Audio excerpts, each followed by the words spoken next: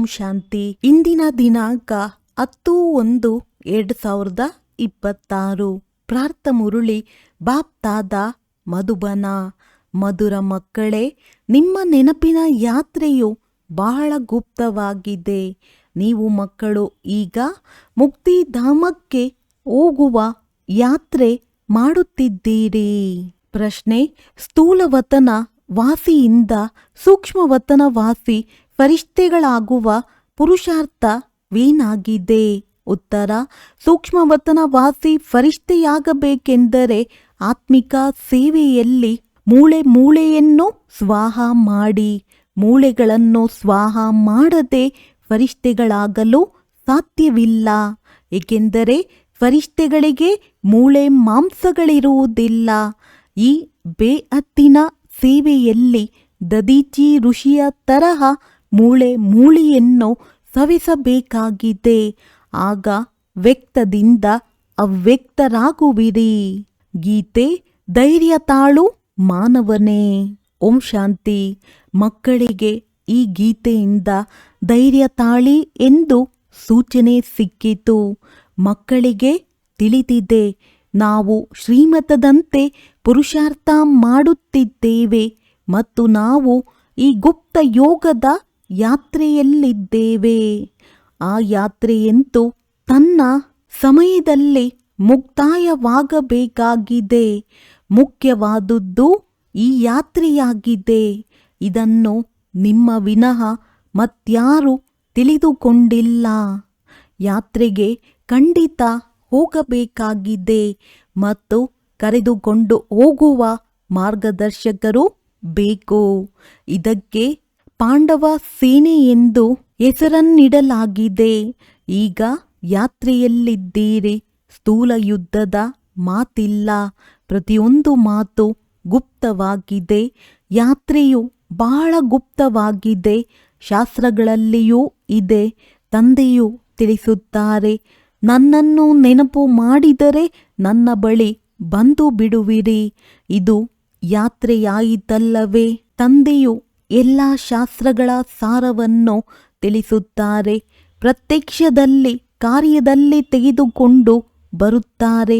ನಾವಾತ್ಮರು ನಮ್ಮ ನಿರ್ವಾಣಧಾಮಕ್ಕೆ ಯಾತ್ರೆ ಮಾಡಬೇಕಾಗಿದೆ. ವಿಚಾರ ಮಾಡಿದಾಗ ಅರ್ಥ ಮಾಡಿಕೊಳ್ಳಬಹುದು. ಇದು ಮುಕ್ತಿಧಾಮದ ಸತ್ಯ ಯಾತ್ರೆಯಾಗಿದೆ. ನಾವು ಮುಕ್ತಿಧಾಮಕ್ಕೆ ಹೋಗಬೇಕು.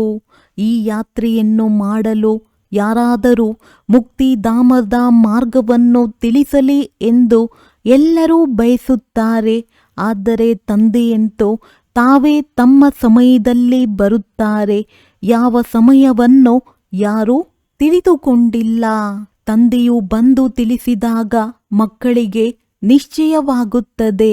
ಅವಶ್ಯವಾಗಿ ಇದು ಸತ್ಯ ಯಾತ್ರೆಯಾಗಿದೆ. ಇದರ ಗಾಯನವಿದೆ. ಭಗವಂತನು ಈ ಯಾತ್ರೆಯನ್ನು ಕಲಿಸಿದ್ದರು. ಮನ್ಮನಾಭವ, ಮಧ್ಯಾಜೀಭವ ಈ ಶಬ್ದಗಳು ಸಹ ನಿಮಗೆ ಬಹಳ ಉಪಯೋಗಕ್ಕೆ ಬರುತ್ತವೆ. ಕೇವಲ ಯಾರು ಹೇಳಿದರು ಎಂಬುದನ್ನು ತಪ್ಪು ಮಾಡಿಬಿಟ್ಟಿದ್ದಾರೆ. ದೇಹ ಸಹಿತ ದೇಹದ ಎಲ್ಲ ಸಂಬಂಧಗಳನ್ನು ಮರೆಯಿರಿ ಎಂದು ಹೇಳುತ್ತಾರೆ. ಇವರಿಗೂ ಬ್ರಹ್ಮ ದೇಹವಿದೆ. ಇವರಿಗೂ ಸಹ ತಿಳಿಸುವವರು ಇನ್ನೊಬ್ಬರಿದ್ದಾರೆ. ಅವರಿಗೆ ತನ್ನದೇ ಆದ ದೇಹವಿಲ್ಲ. ಅವರು ವಿಚಿತ್ರ ತಂದೆಯಾಗಿದ್ದಾರೆ. ಅವರಿಗೆ ಯಾವುದೇ ಚಿತ್ರವಿಲ್ಲ. ಮತ್ತೆಲ್ಲರಿಗೂ ಚಿತ್ರವಿದೆ. ಇಡೀ ಪ್ರಪಂಚವು ಚಿತ್ರಶಾಲೆಯಾಗಿದೆ. ವಿಚಿತ್ರ ಮತ್ತು ಚಿತ್ರ ಅರ್ಥಾತ್ ಜೀವ ಮತ್ತು ಆತ್ಮನ ಈ ಮನುಷ್ಯ ಸ್ವರೂಪವು ಮಾಡಲ್ಪಟ್ಟಿದೆ. ಆ ತಂದೆಯು ವಿಚಿತ್ರನಾಗಿದ್ದಾರೆ. ತಿಳಿಸುತ್ತಾರೆ, ನಾನು ಈ ಚಿತ್ರದ ಆಧಾರವನ್ನು ತೆಗೆದುಕೊಳ್ಳಬೇಕಾಗುತ್ತದೆ. ಶಾಸ್ತ್ರಗಳಲ್ಲಿದೆ. ಭಗವಂತನು ತಿಳಿಸಿದರು. ಯಾವಾಗ ಮಹಾಭಾರತ ಯುದ್ಧವೂ ಆಗಿತ್ತು, ರಾಜಯೋಗವನ್ನು ಕಲಿಸುತ್ತಿದ್ದರು. ಅವಶ್ಯವಾಗಿ ರಾಜಧಾನಿಯು ಸ್ಥಾಪನೆಯಾಗಿತ್ತು. ಈಗಂತೂ ರಾಜಧಾನಿ ಇಲ್ಲ. ರಾಜಯೋಗವನ್ನು ಹೊಸ ಪ್ರಪಂಚಕ್ಕಾಗಿ ಭಗವಂತನು ಕಲಿಸಿದ್ದರು, ಏಕೆಂದರೆ ವಿನಾಶವು ಸನ್ಮುಖದಲ್ಲಿತ್ತು. ಈ ರೀತಿಯಾಗಿತ್ತು. ಯಾವಾಗ ಸ್ವರ್ಗದ ಸ್ಥಾಪನೆಯಾಗಿತ್ತು, ಲಕ್ಷ್ಮೀ ನಾರಾಯಣರ ರಾಜ್ಯ ಸ್ಥಾಪನೆಯಾಗಿತ್ತು ಎಂದು ತಿಳಿಸಲಾಗುತ್ತದೆ. ಈಗ ನಿಮ್ಮ ಬುದ್ಧಿಯಲ್ಲಿದೆ ಸತ್ಯಯುಗವಿತ್ತು, ಈಗ ಕಲಿಯುಗವಾಗಿದೆ. ಮತ್ತೆ ತಂದೆಯು ಅದೇ ಮಾತುಗಳನ್ನು ತಿಳಿಸುತ್ತಾರೆ. ನಿಮ್ಮನ್ನು ಹಿಂತಿರುಗಿ ಕರೆದುಕೊಂಡು ಹೋಗಲು ನಾನು ಪರಮಧಾಮದಿಂದ ಬರುತ್ತೇನೆಂದು ಮತ್ಯಾರು ಹೇಳಲು ಸಾಧ್ಯವಿಲ್ಲ. ಪರಮಪಿತ ಪರಮಾತ್ಮನೇ ಬ್ರಹ್ಮರವರ ಮೂಲಕ ಹೇಳಬಲ್ಲರು, ಮತ್ಯಾರ ಮೂಲಕವೂ ಹೇಳಲು ಸಾಧ್ಯವಿಲ್ಲ. ಸೂಕ್ಷ್ಮವತನದಲ್ಲಿ ಬ್ರಹ್ಮ, ವಿಷ್ಣು, ಶಂಕರರಿದ್ದಾರೆ. ಬ್ರಹ್ಮನ ಬಗ್ಗೆಯೂ ತಿಳಿಸಲಾಗಿದೆ. ಸೂಕ್ಷ್ಮವತನದಲ್ಲಿ ಅವ್ಯಕ್ತ ಬ್ರಹ್ಮನಿದ್ದಾರೆ ಮತ್ತು ಇಲ್ಲಿದ್ದಾಗ ವ್ಯಕ್ತ ಬ್ರಹ್ಮನಾಗಿದ್ದಾರೆ. ನೀವೀಗ ಫರಿಷ್ಠೆಗಳಾಗುತ್ತೀರಿ. ಫರಿಷ್ಠೆಗಳು ಸ್ಥೂಲವತನದಲ್ಲಿರುವುದಿಲ್ಲ. ಫರಿಷ್ಠೆಗಳಿಗೆ ಮೂಳೆ ಮಾಂಸವಿರುವುದಿಲ್ಲ. ಇಲ್ಲಿ ಈ ಆತ್ಮಿಕ ಸೇವೆಯಲ್ಲಿ ತಮ್ಮ ಮೂಳೆಗಳನ್ನು ಸ್ವಾಹ ಮಾಡಿ ನಂತರ ಫರಿಷ್ಠೆಗಳಾಗಿ ಬಿಡುತ್ತೀರಿ. ಈಗಂತೂ ಮೂಳೆಗಳಿದೆಯಲ್ಲವೇ, ತನ್ನ ಮೂಳೆಗಳನ್ನೂ ಸಹ ಸೇವೆಗಾಗಿ ಕೊಟ್ಟು ಬಿಟ್ಟರೆಂದು ಬರೆಯಲ್ಪಟ್ಟಿದೆ. ಅಂದರೆ ತಮ್ಮ ಮೂಳೆಗಳನ್ನು ಸೇವೆಯಲ್ಲಿ ಸಮಾಪ್ತಿ ಮಾಡುತ್ತೀರಿ. ಸ್ಥೂಲವತನದಿಂದ ಸೂಕ್ಷ್ಮವತನ ವಾಸಿಗಳಾಗಬೇಕಾಗಿದೆ. ಎಲ್ಲಿ ನಾವು ಮೂಳೆಗಳನ್ನು ಸ್ವಾಹ ಮಾಡಿ ಸೂಕ್ಷ್ಮ ಆಗಿಬಿಡುತ್ತೇವೆ. ಈ ಸರ್ವೀಸಿನಲ್ಲಿ ಎಲ್ಲವನ್ನು ಸ್ವಾಹ ಮಾಡಬೇಕಾಗಿದೆ. ನೆನಪಿನಲ್ಲಿರುತ್ತಾ ಇರುತ್ತಾ ನಾವು ಫರಿಷ್ಠೆಗಳಾಗುತ್ತೇವೆ.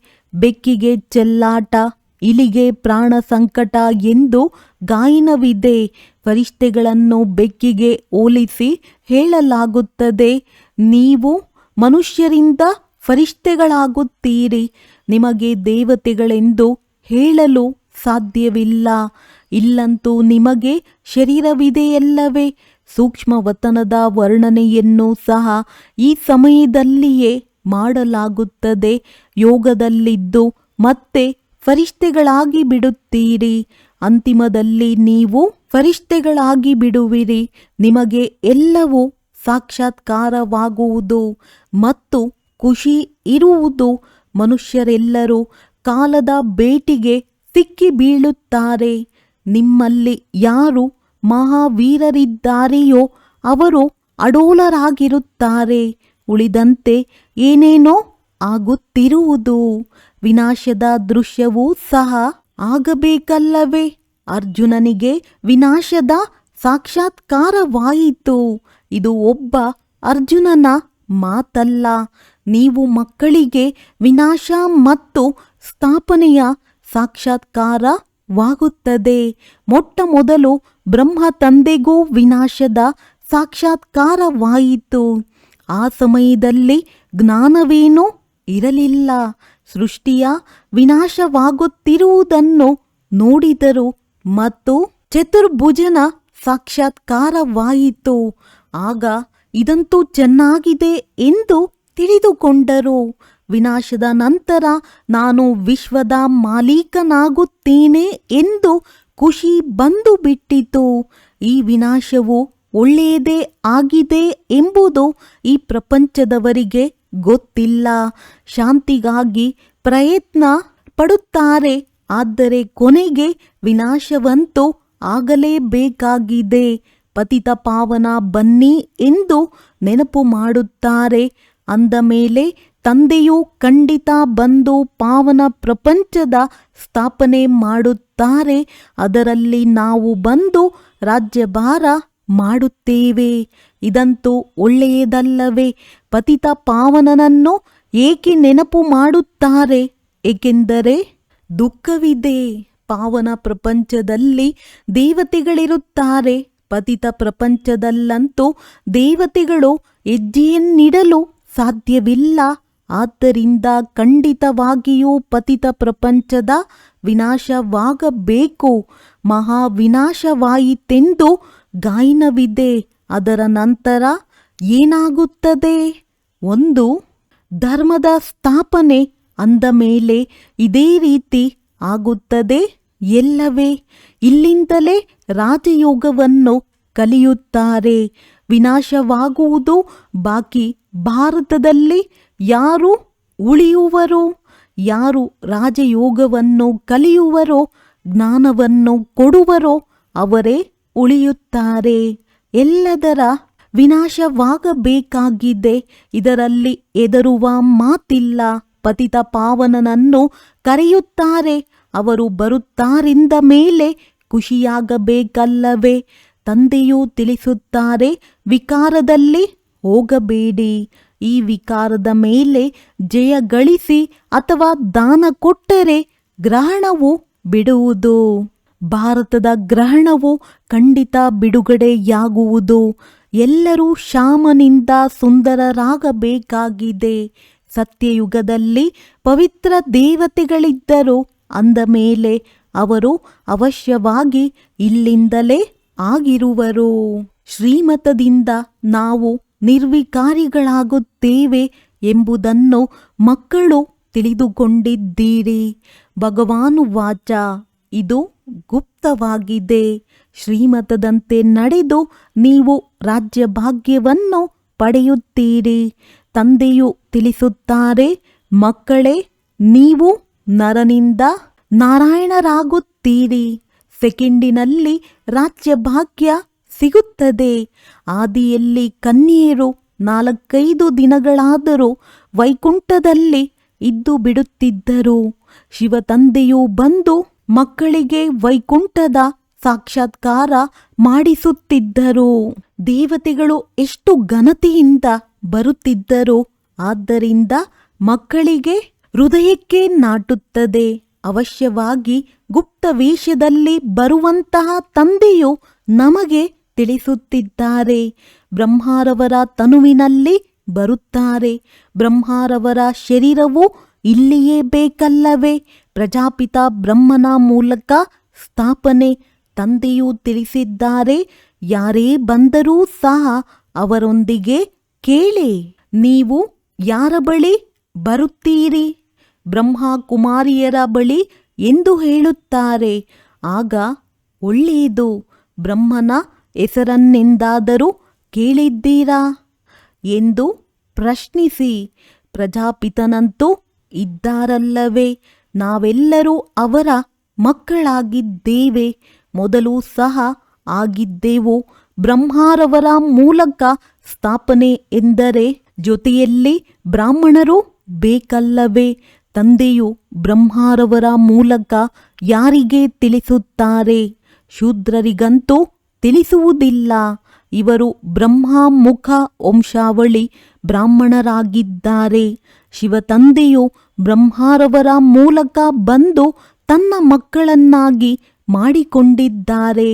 ಬ್ರಹ್ಮ ಕುಮಾರ ಕುಮಾರಿಯರು ಎಷ್ಟೊಂದು ಮಂದಿ ಇದ್ದಾರೆ. ಎಷ್ಟೊಂದು ಸೇವಾ ಕೇಂದ್ರಗಳಿವೆ.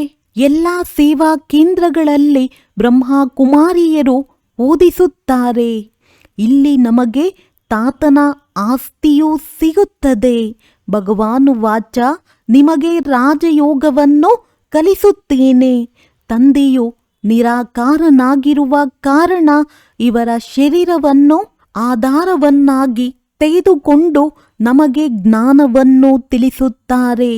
ಪ್ರಜಾಪಿತನಿಗೆ ಎಲ್ಲರೂ ಮಕ್ಕಳಾಗಿರಬೇಕಲ್ಲವೇ? ನಾವು ಪ್ರಜಾಪಿತ ಬ್ರಹ್ಮ ಕುಮಾರ ಬ್ರಹ್ಮ ಕುಮಾರಿಯರಾಗಿದ್ದೇವೆ. ಶಿವತಂದೆಯು ತಾತನಾಗಿದ್ದಾರೆ.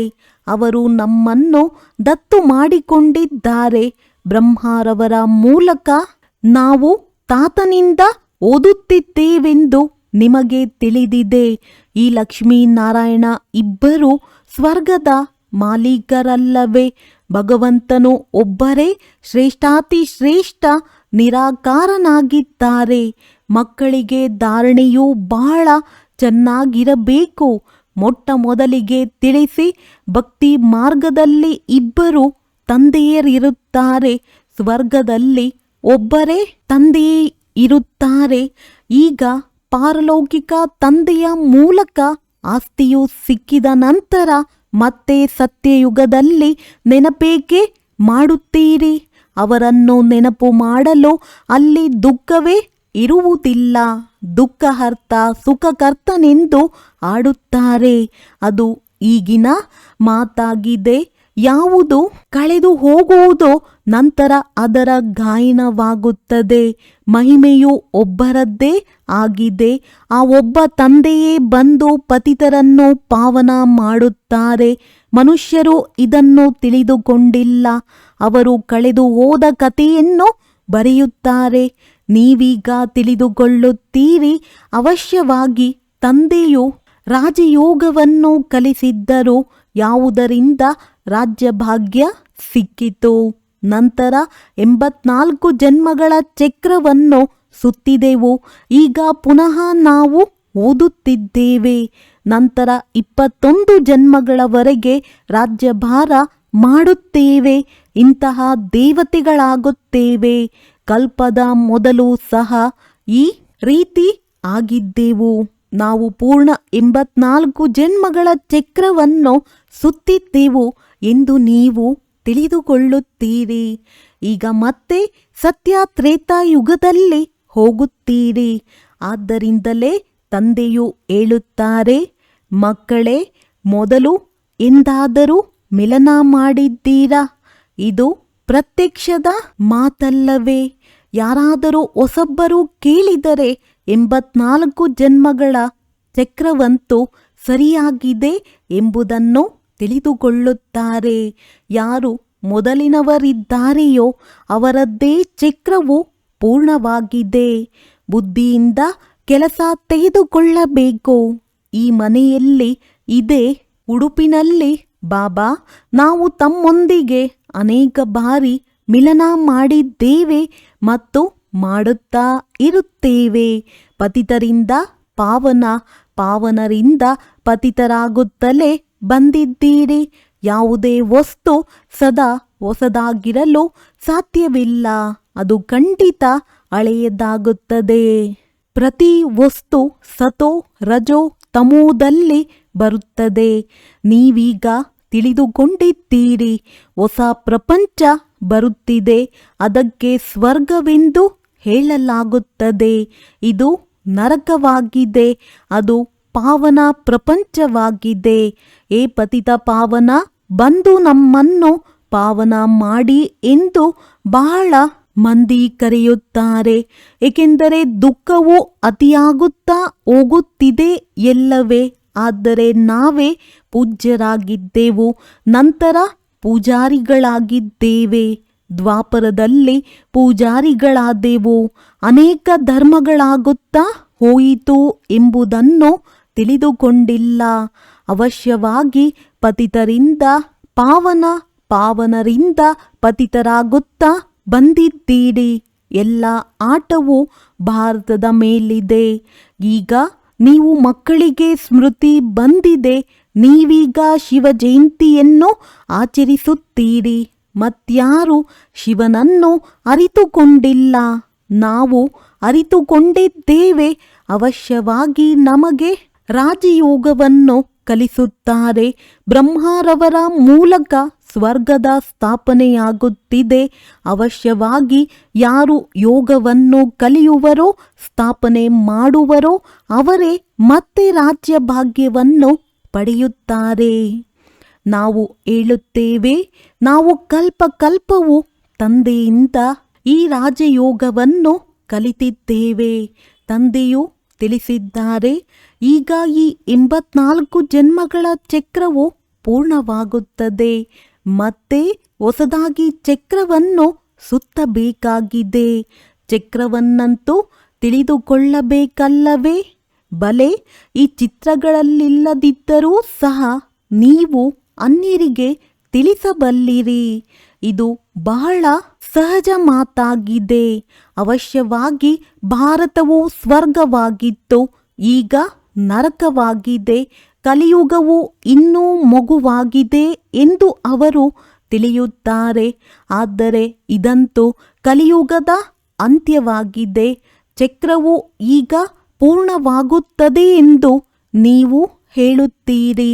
ತಂದೆಯೂ ತಿಳಿಸುತ್ತಾರೆ, ನಾನು ಪತಿತ ಪ್ರಪಂಚವನ್ನು ಪಾವನ ಮಾಡಲು ಬರುತ್ತೇನೆ.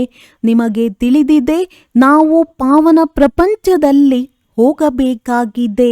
ನೀವು ಮುಕ್ತಿ, ಜೀವನ್ಮುಕ್ತಿಧಾಮ, ಶಾಂತಿಧಾಮ, ಸುಖಧಾಮ ಮತ್ತು ದುಃಖಧಾಮವನ್ನು ತಿಳಿದುಕೊಂಡಿದ್ದೀರಿ. ಆದರೆ ಯಾರ ಅದೃಷ್ಟದಲ್ಲಿಲ್ಲವೋ ಅವರಿಗೆ ನಾವು ಸ್ವರ್ಗದಲ್ಲಿ ಹೋಗಬೇಕೆಂಬ ವಿಚಾರವೇ ಬರುವುದಿಲ್ಲ. ಅವಶ್ಯವಾಗಿ ನಾವಾತ್ಮರ ಮನೆಯು ಆ ಶಾಂತಿಧಾಮವಾಗಿದೆ. ಅಲ್ಲಿ ಆತ್ಮಕ್ಕೆ ಕರ್ಮೇಂದ್ರಿಯಗಳು ಇಲ್ಲದ ಕಾರಣ ಏನನ್ನೂ ಮಾತನಾಡುವುದಿಲ್ಲ. ಅಲ್ಲಿ ಎಲ್ಲರಿಗೆ ಶಾಂತಿ ಸಿಗುತ್ತದೆ. ಮತ್ತೆ ಸತ್ಯಯುಗದಲ್ಲಿ ಒಂದು ಧರ್ಮವಿರುತ್ತದೆ. ಇದು ಅನಾದಿ ಅವಿನಾಶಿ ವಿಶ್ವ ನಾಟಕವಾಗಿದೆ. ಈ ಚಕ್ರವು ಸುತ್ತುತ್ತಲೇ ಇರುತ್ತದೆ. ಆತ್ಮವೆಂದು ವಿನಾಶವಾಗುವುದಿಲ್ಲ. ಶಾಂತಿಧಾಮದಲ್ಲಿ ಸ್ವಲ್ಪ ಸಮಯ ಇರಲೇ ಬೇಕಾಗುವುದು.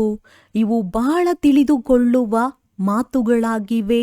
ಕಲಿಯುಗವು ದುಃಖಧಾಮವಾಗಿದೆ. ಅನೇಕ ಧರ್ಮಗಳಿವೆ. ಎಷ್ಟೊಂದು ಹೊಡೆದಾಟಗಳಿವೆ. ಯಾವಾಗ ಸಂಪೂರ್ಣ ದುಃಖಧಾಮವಾಗುವುದೋ ಆಗಲೇ ತಂದೆಯೂ ಬರುತ್ತಾರೆ. ದುಃಖಧಾಮದ ನಂತರ ಪೂರ್ಣ ಸುಖಧಾಮವಾಗುವುದು. ನಾವು ಶಾಂತಿಧಾಮದಿಂದ ಸುಖಧಾಮಕ್ಕೆ ಬರುತ್ತೇವೆ. ನಂತರ ದುಃಖಧಾಮವಾಗುತ್ತದೆ. ಸತ್ಯಯುಗದಲ್ಲಿ ಸಂಪೂರ್ಣ ನಿರ್ವಿಕಾರಿಗಳಿರುತ್ತಾರೆ. ಇಲ್ಲಿ ಸಂಪೂರ್ಣ ವಿಕಾರಿಗಳಿದ್ದಾರೆ. ಇದನ್ನು ತಿಳಿಸುವುದು ಬಹಳ ಸಹಜವಲ್ಲವೇ? ಇದರಲ್ಲಿಯೂ ಧೈರ್ಯವಿರಬೇಕು. ಎಲ್ಲಿ ಬೇಕಾದರೂ ಹೋಗಿ ತಿಳಿಸಿ. ಇದು ಸಹ ಬರೆಯಲ್ಪಟ್ಟಿದೆ. ಹನುಮಂತನು ಸತ್ಸಂಗದಲ್ಲಿ ಹಿಂದೆ ಪಾದರಕ್ಷೆಯ ಬಳಿ ಕುಳಿತು ಕೇಳುತ್ತಿದ್ದನು. ಅಂದಾಗ ಯಾರು ಮಹಾವೀರರಾಗಿರುವರೋ ಅವರು ಎಲ್ಲಿ ಬೇಕಾದರೂ ಹೋಗಿ ಯುಕ್ತಿಯಿಂದ ಅವರು ಏನು ಹೇಳುತ್ತಾರೆ ಎಂದು ಕೇಳಿಸಿಕೊಳ್ಳುತ್ತಾರೆ. ನೀವು ವೇಷ ಬದಲಾಯಿಸಿಕೊಂಡು ಎಲ್ಲಿ ಬೇಕಾದರೂ ಹೋಗಿ ಅವರ ಕಲ್ಯಾಣ ಮಾಡಬಹುದು. ತಂದೆಯೂ ಸಹ ಗುಪ್ತ ವೇಷದಲ್ಲಿ ನಿಮ್ಮ ಕಲ್ಯಾಣ ಮಾಡುತ್ತಿದ್ದಾರಲ್ಲವೇ? ಮಂದಿರಗಳಲ್ಲಿ ಎಲ್ಲಿಗೆ ನಿಮಂತ್ರಣ ಸಿಕ್ಕಿದರೆ ಹೋಗಿ ತಿಳಿಸಬೇಕಾಗಿದೆ. ದಿನ ಪ್ರತಿದಿನ ನೀವು ಬುದ್ಧಿವಂತರಾಗುತ್ತಾ ಹೋಗುತ್ತೀರಿ. ಅಂದ ಮೇಲೆ ಎಲ್ಲರಿಗೆ ತಂದೆಯ ಪರಿಚಯ ಕೊಡಲೇಬೇಕಾಗಿದೆ. ಪ್ರಯತ್ನ ಪಡಬೇಕಾಗಿದೆ. ಇದು ಗಾಯನವಿದೆ. ಕೊನೆಯಲ್ಲಿ ಸನ್ಯಾಸಿಗಳು, ರಾಜರು ಮೊದಲಾದವರು ಬಂದರು. ರಾಜ ಜನಕನಿಗೆ ಸೆಕೆಂಡಿನಲ್ಲಿ ಜೀವನ್ಮುಕ್ತಿ ಸಿಕ್ಕಿತು. ಮತ್ತೆ ಅವರು ಹೋಗಿ ತ್ರೇತಾಯುಗದಲ್ಲಿ ಅನುಜನಕನಾದರು. ಒಳ್ಳೆಯದು. ಮಧುರಾತಿ ಮಧುರ ಅಗಲಿ ಹೋಗಿ ಮರಳಿ ಸಿಕ್ಕಿರುವ ಮಕ್ಕಳ ಪ್ರತಿ ಮಾತ್ ಪಿತಾ ಬಾಪ್ ತಾದಾರವರ ನೆನಪು, ಪ್ರೀತಿ ಹಾಗೂ ಸುಪ್ರಭಾತ. ಆತ್ಮಿಕ ಮಕ್ಕಳಿಗೆ ಆತ್ಮಿಕ ತಂದೆಯ ನಮಸ್ತೆ. ಧಾರಣೆಗಾಗಿ ಮುಖ್ಯ ಸಾರ. ಅಂತಿಮ ವಿನಾಶದ ದೃಶ್ಯವನ್ನು ನೋಡಲು ತಮ್ಮ ಸ್ಥಿತಿಯನ್ನು ಮಹಾವೀರನ ತರಹ ನಿರ್ಭಯ ಅಡೋಲ ಮಾಡಿಕೊಳ್ಳಬೇಕಾಗಿದೆ.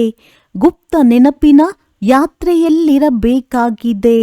ಎರಡನೆಯದು, ಅವ್ಯಕ್ತ ವತನವಾಸಿ ಫರಿಷ್ಠೆಗಳಾಗಲು ಬೇಅದ್ದಿನ ಸೇವೆಯಲ್ಲಿ ದತೀಜಿ ಋಷಿಯ ಸಮಾನ ತಮ್ಮ ಮೂಳೆಯನ್ನು ಸ್ವಾಹ ಮಾಡಬೇಕಾಗಿದೆ.